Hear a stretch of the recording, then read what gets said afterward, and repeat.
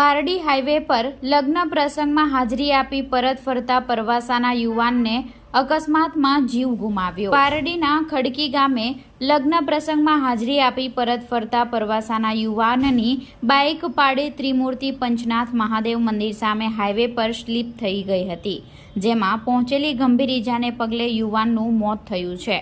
પારડી તાલુકાના પરવાસા ગામ કાંજી ફળિયા ખાતે રહેતો 23 વર્ષીય દીપેશ પ્રવીણભાઈ ધોળિયા પટેલ પોતાની એફજી બાઇક નંબર GJ15BF 4727 લઈને ખડકી ગામ ખાતે લગ્ન પ્રસંગે ગયો હતો અને પરત આવતી વખતે પારડીના ત્રિમૂર્તિ પંચનાથ મહાદેવ મંદિર સામે નેશનલ હાઈવે નંબર 48 પર સ્ટેરિંગ પરથી કાબુ ગુમાવતા બાઇક સ્લીપ થઈ હતી અને ડિવાઈડર સાથે અથડાઈ હતી, જેમાં દીપેશભાઈને માથામાં તથા શરીરે ગંભીર ઈજાઓ પહોંચતા તેનું કરુણ મોત થયું હતું।